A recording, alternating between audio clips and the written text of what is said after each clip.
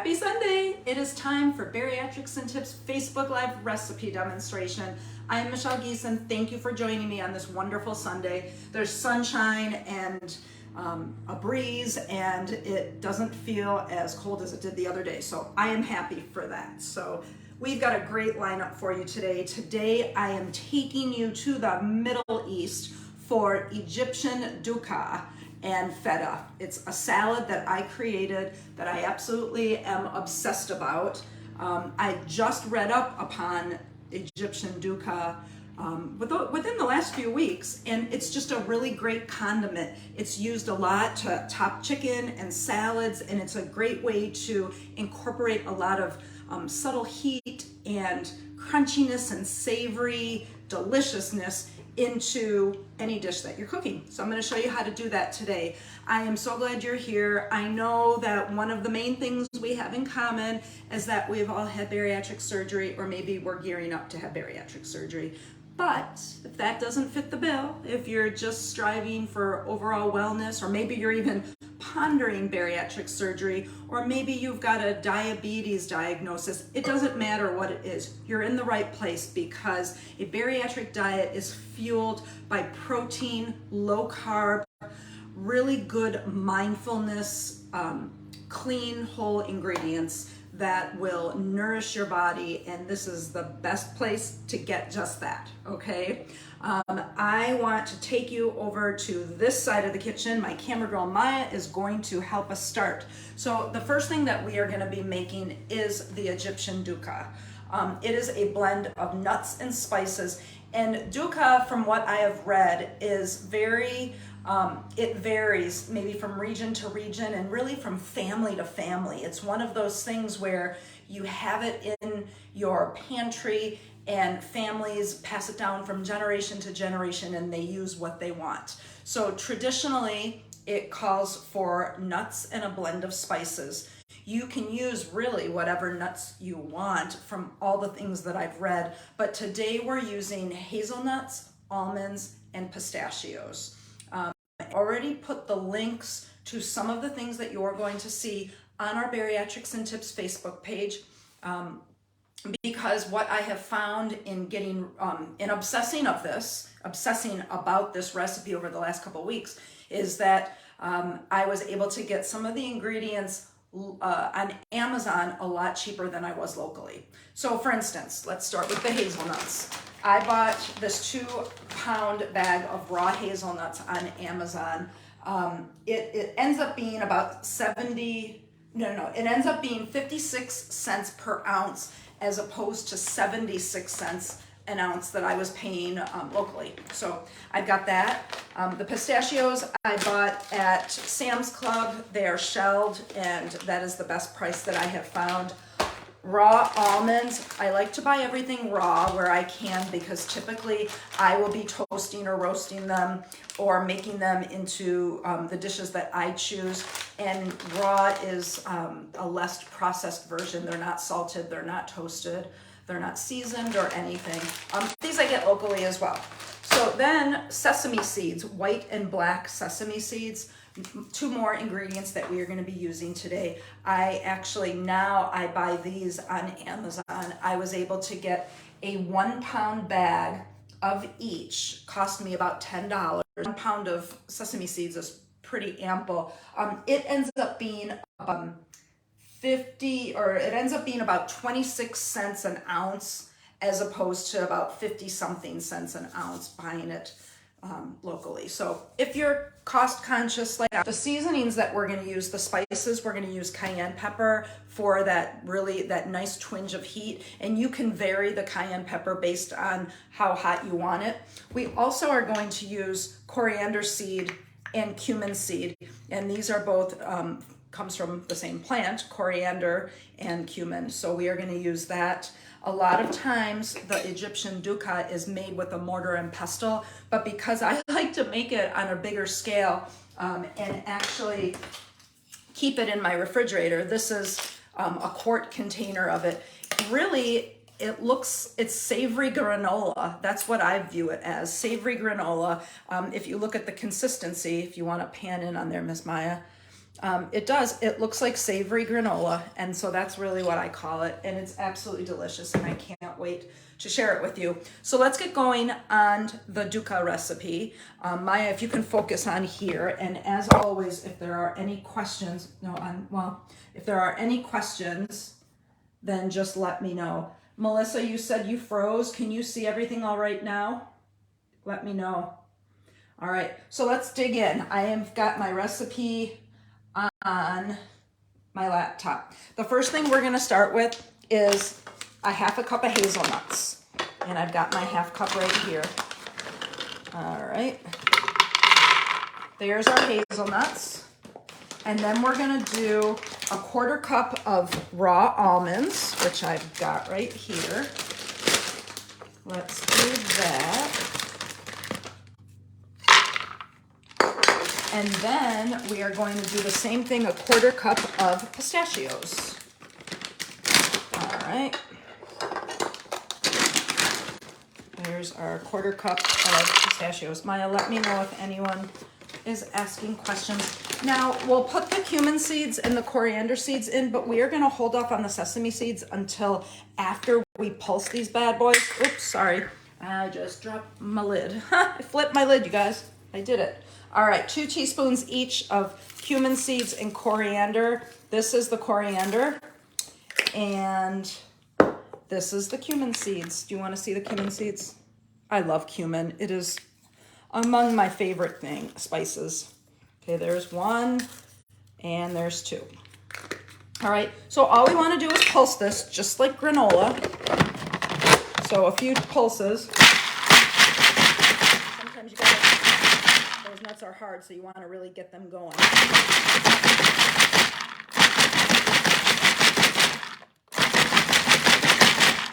All right. There. That's looking nice. Okay, you can pan it on top, Miss Maya. All right, see what I mean about the whole, it kind of looks like granola? That's what we're striving for. Now we're gonna put this in a bowl. I put this in the sink. All right, the bowl, now we're gonna go ahead and we are gonna add our sesame seeds. We want 2 tablespoons each of the black and the white.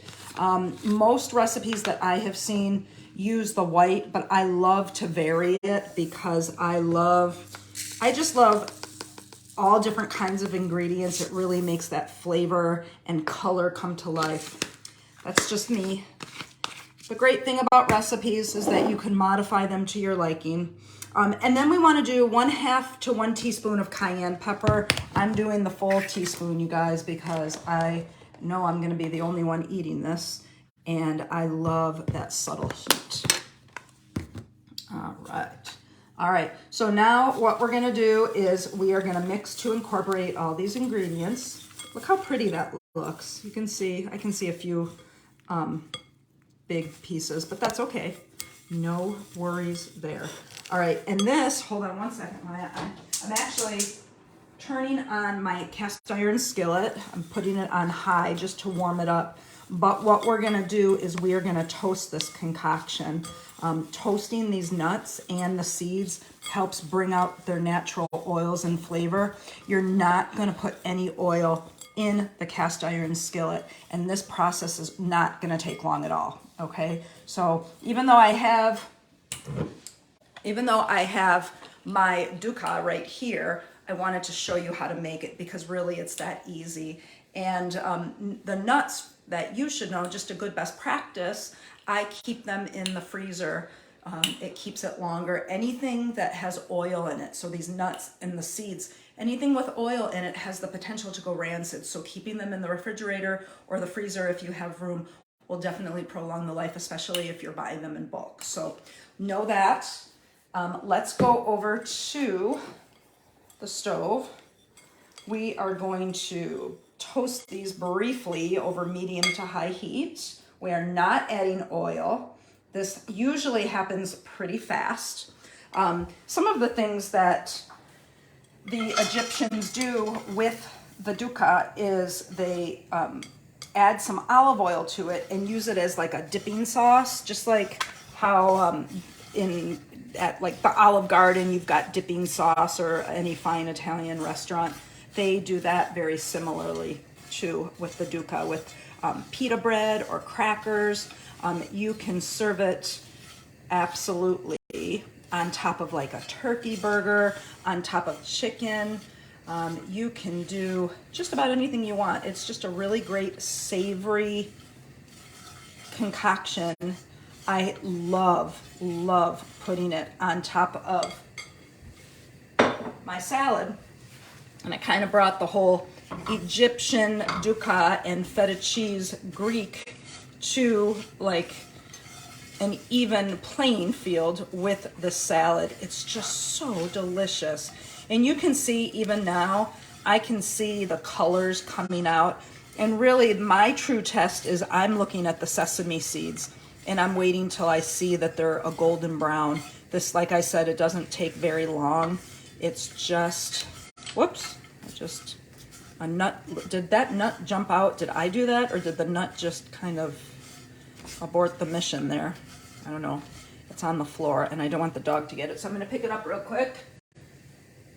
Put it in the sink. All right, if you guys have any questions, let me know, but it's looking pretty good. Just another few moments. The salad that we are going to make has a nice bed of baby arugula. I love arugula, number one, because it's small and fresh and tender. And I love the peppery taste that it lends on here. It really complements the mixture. All right, I'm gonna go ahead and turn off the heat here. I can see that smoke's coming. I can hear the sesame seeds popping. I'm gonna actually take it off the heat. And let me, where I do have a,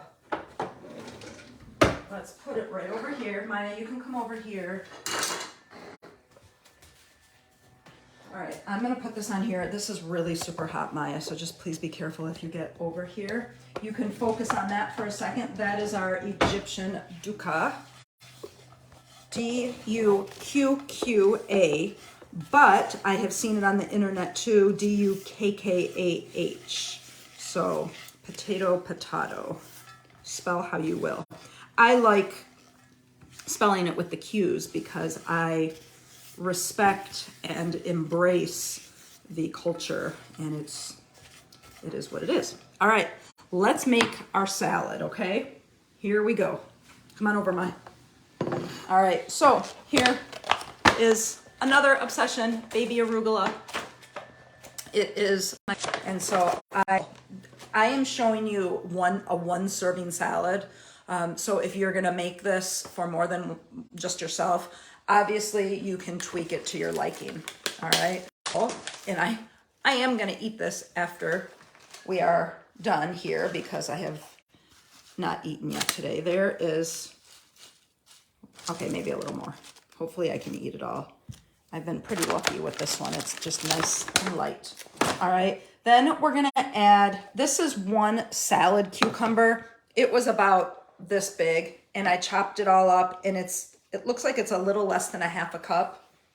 My recipe calls for, what does my recipe call for? Hold on.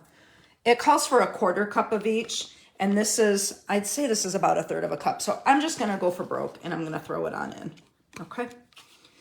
We are gonna do the same thing with tomato. There is about 3/4 of a cup here. I firmly believe there is no such thing as too many chopped tomatoes. So I am going to just, oh, look at that. Darn it, what did I do? I put all of it on. Big deal, I love tomatoes. All right, we're gonna do the same thing with red onion. There is about 1/4 cup in here, so I did pretty good at eyeballing that. And then 1/4 cup of feta, and I have said it before, and I will say it again, and Missy, if you are watching, ain't nothing better than feta. All right, this is 1/4 cup, I measured it out. It is a pretty big salad, you guys, but I will find the courage to go on, I promise.